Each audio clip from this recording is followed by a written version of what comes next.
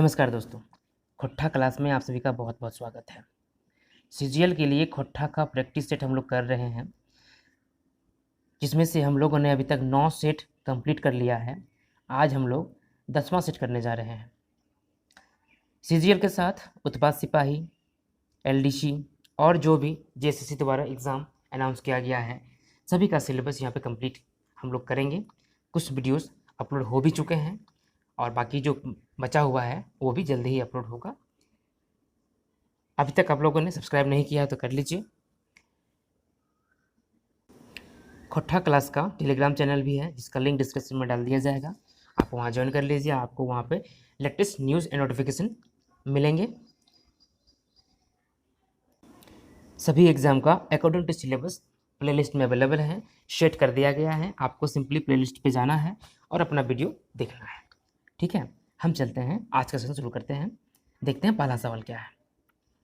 पहला सवाल है, डॉक्टर विनोद कुमार का जन्म स्थान बताओ। डॉक्टर विनोद कुमार, इनका जन्म स्थान कहाँ है? ऑप्शन है दारू झुमरा, बैदमारा, चेटर या कतरास। ये चेटर है, चेटर जो रामगढ़ में है। तो विनोद कुमार जी का जन्म स्थान कहाँ है, ये सवाल आपको बताना है। इसका सही जवाब होगा दारू झुमरा। क्या होगा? दारू झुमरा। विनोद कुमार जी का जन्म स्थान दारू में हुआ था, हजारीबाग पड़ता है। हजारीबाग से आते हैं विष्णुगढ़ ना, तो रास्ते में पड़ता है दारू झुमरा। चलिए अब बताइए, ये बैदमारा किनका जन्म स्थान है? बैदमारा। और ये चेटर किसका जन्म स्थान है? दो सवाल आपको बताइए। बैदमारा है शिवनाथ परमाणिक जी का, चेटर है डॉक्टर BN हौदार जी का, है ना। चलिए अगला सवाल है, उबार कहनी है कुम्हार कह रहो है। उबार जो कहानी है किस किताब में छपा है? ये उबार कहानी याद है आप लोगों को? उबार छपा है सोंद माटी में, है ना। सोंद माटी में छपा है। सोंद माटी में कितना कहानी है? सोंद माटी में 10 कहानी है और उसमें कुछ कविताएं भी हैं, लेकिन सीजीएल में सिर्फ कहानी पढ़ना था, कविता नहीं पढ़ना था। और एलडीसी वगैरह में शायद उसका कविता पढ़ना है, कहानी नहीं पढ़ना है। चलिए देखते हैं। खैर यहाँ पे बात, हमारा सवाल है कि उबार कहनिए कुम्हार कह रहो है। उबार कहानी में कहाँ में कुम्हार कौन रहता है? ऑप्शन है बुधना, बीरू, तिलका या दिनेश। कौन रहता है? इसका सही जवाब है तिलका, है ना। कहानी में कहीं भी जो लिखा है कि तिलका कुम्हार के, है ना, उससे मालूम चलता है कि तिलका जो है वो कुम्हार है इस कहानी में। बढ़ते हैं अगले सवाल की ओर। अगला सवाल है, जंगलिक माय जंगलिक पढ़वे लेल कई भरी सोना सिकरी बेचो है। ये किस कहानी का क्वेश्चन है, ये बताइए पहले। ये भी आपका सोन माटी का ही है और कहानी का नाम है जिनगिक डोआनी। जिनगिक डोआनी। आपने पढ़ा है कहानी तो अच्छी बात है, नहीं पढ़ा है तो पढ़ लीजिए, प्लेलिस्ट में अवेलेबल है। बहुत लोगों ने पढ़ा है उसे और खोट्ठा को हिंदी में बताया गया है।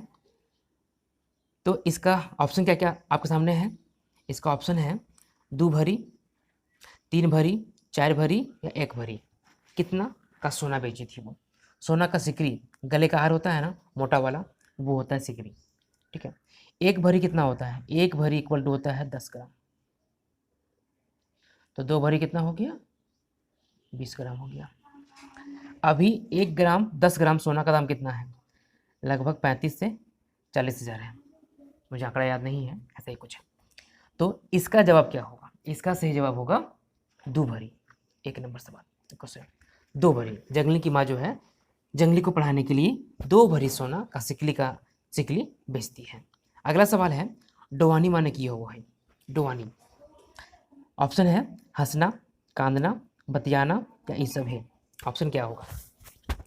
देखिए कांदना मतलब क्या होता है? रोना होता है। ठीक है, रोना। तो अभी तक आप लोगों ने खोट्ठा जो पढ़ा है 5-6 महीना से, जितना श्योर है इसका मतलब समझ गए होंगे कि डोवानी मतलब क्या होता है। इसका अर्थ होता है कांदना, रोना। ठीक है, रोना होता है। अगला सवाल, कवि के अनुसार है कौन चीज़ खैले पेट नाय गड़बड़ा है। ये सवाल किस किताब से है पहले ये बताइए। ये सवाल है एक मौनी फूल से, जिसके लेखक कौन है? संतोष कुमार महतो। एक मौनी फूल, जिसके लेखक हैं संतोष कुमार महतो। तो अब बात ये रहा कि ये जो सवाल है कवि के अनुसार है, कौन चीज़ खेले पेट न गड़बड़ा है, इसका उत्तर क्या होगा?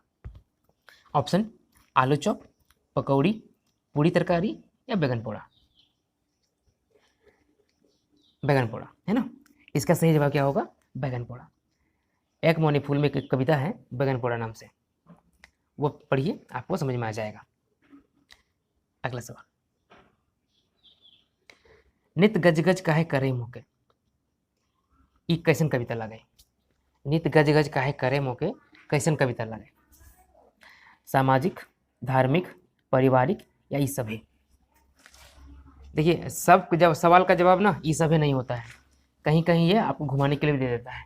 इसलिए ई सभे लगाने के पहले थोड़ा ध्यान दीजिएगा, थोड़ा सोच लीजिएगा कि ई सभे होगा कि नहीं होगा, ऑल ऑफ दिस होगा कि नहीं होगा, थोड़ा ध्यान दे लीजिएगा, क्योंकि ज़रूरी नहीं है कि सभी का वही जवाब होगा।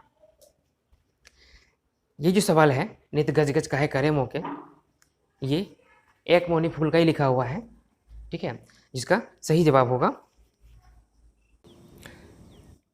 पारिवारिक।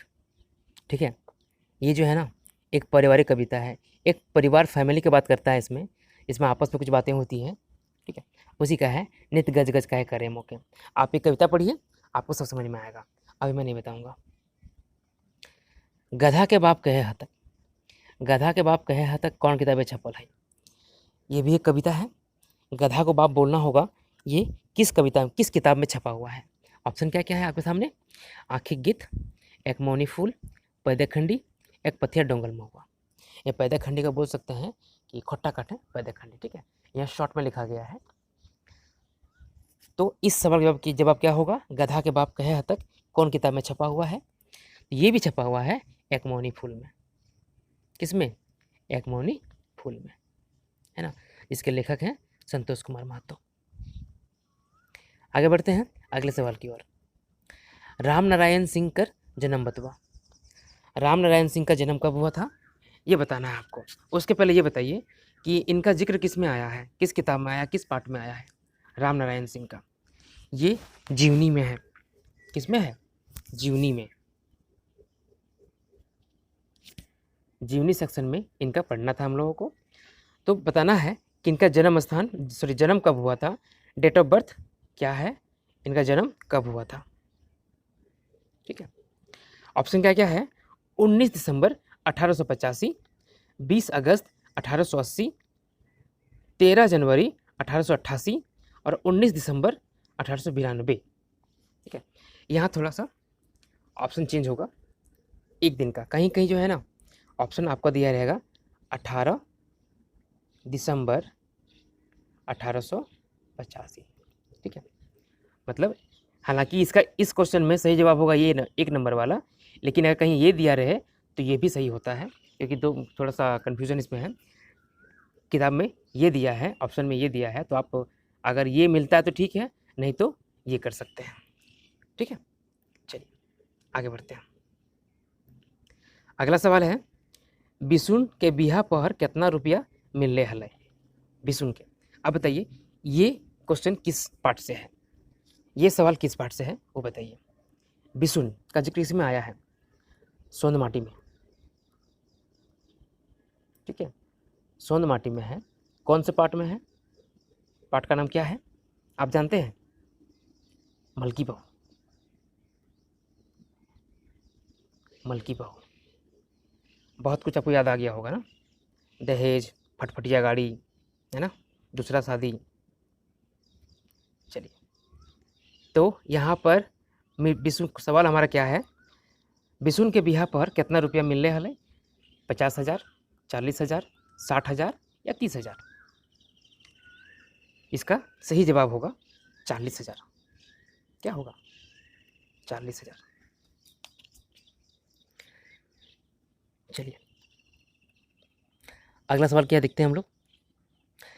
छत घर क्या बनवा हले? छत घर कौन बना रहा था? ये किस पार्ट का है? ये छाहर का है। छाहर का जो पहला कहानी है छाहर, उसी का है, ठीक है। छत घर कौन बना रहा था? देवा चौधरी, सूरज नारायण चौधरी, बिरजू चौधरी या छगन साव। देवा चौधरी, सूर्यनारायण चौधरी, बिरजू चौधरी या छगन साव।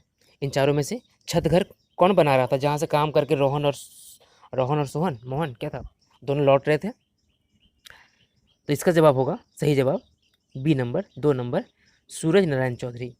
इन्हीं का छत घर बन रहा था, है ना, जहाँ से काम करके वो लोग लौट रहे थे। अगला सवाल, छगन साव कौन कारोबार कर रहा है? छगन साव कौन सा कारोबार करता था, कौन सा बिजनेस करता था? ये भी आपका उसी पार्ट का है, छायर का ही है, छायर किताब के छायर कहानी से। ठीक है, ऑप्शन क्या क्या है? चाय पकौड़ी के, दारू मौत के, महाजनी के या ई सब है क्या? महाजनी को आप कह सकते हैं सूदखोरी, है ना, सूद पे इंटरेस्ट पे देता है पैसा ना, वो होता है। तो इसका जवाब क्या हो जाएगा? ई सब है ना, ई सब है। ये सब करता था। चाय पकौड़ी का दुकान था सामने में, अंदर में शराब का दुकान था और साथ में ये महाजनी भी करता था, लोगों को उधार पैसा भी देता था इंटरेस्ट पे और उनसे पैसा वसूलता भी था। ठीक है, चलिए बढ़ते हैं आगे अगले सवाल की ओर। हमारा अगला सवाल है, छायर कहानी में कौन कांदो है? मतलब छायर कहानी में रोता कौन है, कौन रोते रहता है? दो था ना, रोहन और मोहन। ठीक है, इसमें से रोता कौन है जो हमेशा रोते रहता है? ऑप्शन है रोहन, मोहन, सोहन या बिरजू। जैसा कि मैंने बोल दिया, इसमें सोहन और बिरजू होगा ही नहीं। ठीक है, आपका 50-50 हो गया केबीसी वाला। अब बताइए रोहन और मोहन में क्या सही जवाब होगा, कौन रोता है? तो रोहन और मोहन में रोहन रोता है। कौन रोता है? रोहन। ठीक है, कहानी पढ़िए समझ में आएगा। रघुनाथ दारू पिए ले कौन टोला जा है? रघुनाथ जो है वो दारू पीने के लिए किस टोला में जाता है? हैट टोला, लोटिया टोला, ऊपर टोला या गंजू टोला? कहाँ जाता है दारू पीने के लिए? ये जाता है हैट टोला में, है ना, हैट टोला में। वो था ना महजर बाबू, साथ में जाते हैं। आगे अगला सवाल, समय कटवा ताश खेला कहनी है बी से कहकर नाम रहो है। देखिए समय कटवा ताश खेला में ABC रहता है, जो 3 टीचर रहते हैं ना ABC, इन तीनों से नाम रहता है। तो इसमें पूछा है आपको सवाल कि बी से किसका नाम था? बालकृष्ण साव, बालकृष्ण चौधरी, बालकृष्ण उपाध्याय, बालकृष्ण नारायण। सवाल से ये स्पष्ट है कि बालकृष्ण तो होगा, लेकिन टाइटल क्या होगा? मेन सवाल ये है, टाइटल क्या होगा? ठीक है, तो आपको याद होना चाहिए कि इसका सही जवाब होगा बालकृष्ण साव, मतलब 1 नंबर, ये वाला सही जवाब होगा। ठीक है, अगला सवाल, ABC काहे ताश खेलो है? ABC ताश काहे खेले? मैं बताइए कि ABC से क्या क्या होता है? ए से क्या हुआ? आनंद, बी से बालकृष्ण और सी से चिन्मय मुखर्जी, है ना। तो ये लोग ताश क्यों खेलते हैं? समय काटने के लिए, मनोरंजन के लिए, या राजनीतिक छल प्रपंच से बचने के लिए, या ये सभी, इन सभी कामों के लिए क्यों खेलते हैं ताश? ये लोग ताश खेलते हैं इन सभी चीज़ों के लिए, इसीलिए इसका जवाब होगा ई सभी। ठीक है, ये लोग इन सभी कामों के लिए ताश खेलते हैं। आगे बढ़े अगले सवाल की ओर। 16वां प्रश्न, आपन मेहरारू से केकर बहस हवे लागलिक? अपना बीवी से किसका झगड़ा हो रहा होता है? ऐसे सामाजिक जिंदगी में अपने बीवी से हर किसी का झगड़ा होता है, खट्टा मिठाई सही हर किसी का होता है, लेकिन इस कहानी में किसका झगड़ा होता है अपनी पत्नी से? मेहरारू मतलब पत्नी होता है। ऑप्शन है चिन्मय, बालकृष्ण, आनंद या ये सब है। इसका जवाब क्या होगा? लाइफ में अगर पत्नी से झगड़ा ना हो ना, तो फिर वो नीरस हो जाता है। जरूरी है ना थोड़ा लड़ाई झगड़ा भी। जो मैरिड है जान रहे हैं आप लोग, और जो नहीं मैरिड हैं वो लोग जानेंगे आने वाले समय में। चलिए बताइए इसका जवाब क्या होगा। इसका जवाब होगा चिन्मय। चिन्मय का झगड़ा होता है अपनी पत्नी से, ठीक है। और झगड़ा क्यों होता है वो आपको इस कहानी में मालूम चलेगा, आपको पढ़ना पड़ेगा। आगे बढ़ते हैं अगले सवाल की ओर। 17वां प्रश्न, संस्कृति कर झगड़ा में केकर बीचे झगड़ा देखल गेल है। संस्कृति का झगड़ा है ना, जिसमें किसके किसके बीच में झगड़ा दिखाया गया है। ये निबंध का है ना, निबंध सेक्शन का है। संस्कृति का झगड़ा में किसके बीच झगड़ा दिखाया गया है। ऑप्शन है रोहन और सोहन का, आधुनिक और नूतन का, सनातन और आधुनिक का, प्राकृतिक और सनातन का। देखिए यहाँ पे वर्ड को पकड़िए, रोहन और सोहन तो होगा नहीं, ठीक है। आधुनिक और नूतन में क्या अंतर है। आधुनिक और नूतन दोनों सेम चीज़ है। आधुनिक मतलब आज का और नूतन मतलब ही नया, है ना, लगभग दोनों सेम चीज़ें हैं। और तीसरा देखिए क्या है, सनातन और आधुनिक। सनातन क्या है, पुराने ज़माने का, और आधुनिक क्या है, आज का, ठीक है। अगला है प्राकृतिक और सनातन। प्राकृतिक मतलब क्या हो गया, पहले का, और सनातन क्या हो गया, ये भी पहले का। तो यहाँ पे देखिए दो चीज़ें हैं, 2 और 4, इसमें सेम सेम बातें हैं। पहला में अलग अलग है, पहला तो होगा ही नहीं रोहन सोहन। दूसरा और चौथा में सेम सेम बातें हैं, वो भी नहीं होगा। आंसर से सही होगा तीसरा वाला, ठीक है, कि सनातन और आधुनिक का जो प्राचीन प्राकृतिक है, प्राचीन जो संस्कृति है वो, और आधुनिक संस्कृति का झगड़ा होता है, उसी के बारे में दिखाया भी गया है। वो कहता है हम अच्छा हैं, ये कहता है हम अच्छा हैं। बहुत ही रोचक ये डिबेट दिया गया है उसमें। आप किसी एक का पक्ष नहीं ले सकते हैं, हर किसी का अपने अपने पक्ष में अच्छा तर्क दिया गया है। इस कहानी में बड़ा अच्छा बताया गया है। नहीं पढ़े तो पढ़ लीजिए, प्लेलिस्ट में आप लोगों के लिए सभी कुछ अवेलेबल है।